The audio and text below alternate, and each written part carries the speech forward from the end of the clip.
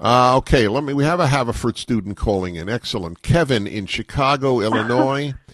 You're on the Dennis Prager Show. Hi, Kevin. Hi.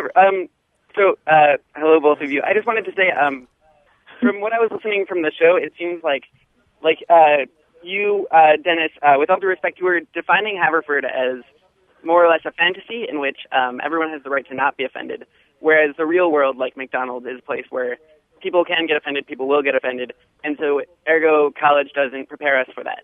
And I'd like to slightly disagree in that, from my experience at Haverford, and I'm a freshman here at Haverford now, it operates by a communal code of trust, concern, and respect, meaning that people care about each other and people are willing to give each other the respect that they deserve just because it's respectful and it's the right thing to do. So in the same way, we don't have necessarily the right to not be offended all of the time, because that would be a little bit ridiculous. But instead, we have just a cultural practice of treating each other with respect because that's what's the right thing to do. In the same way that if I were to see a black friend of mine, I wouldn't call that person the N-word. I wouldn't use racial slurs, not because college isn't the real world, but just because a decent human being shouldn't do that.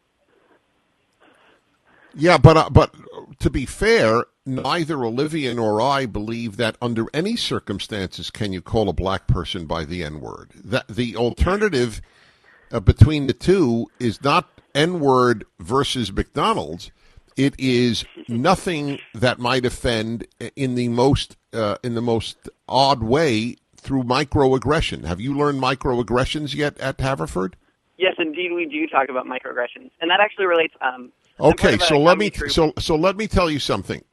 Sure. So let me tell you, Kevin, and I'm going to keep you on for a while, so don't worry about it. At UCLA, not just UCLA, the entire University of California has issued a list of microaggressions, and therefore banned by any sensitive student or faculty to say such thing. For example, here is an example of a microaggression. It's actually listed. If you say, I don't believe, the only race that I believe in is the only race I respect is the human race, that is considered to be a microaggression.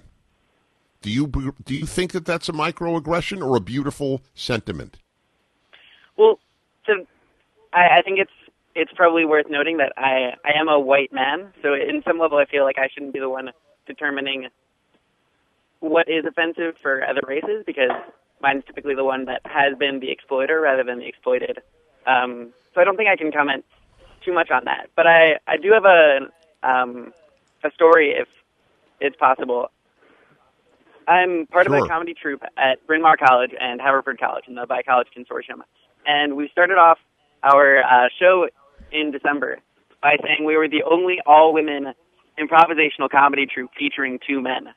And there was an audience of about 50 people, and two people in the audience were a little unsure and were a little offended because we called ourselves an all-women comedy troupe, but instead we had two men, and everyone else laughed hysterically.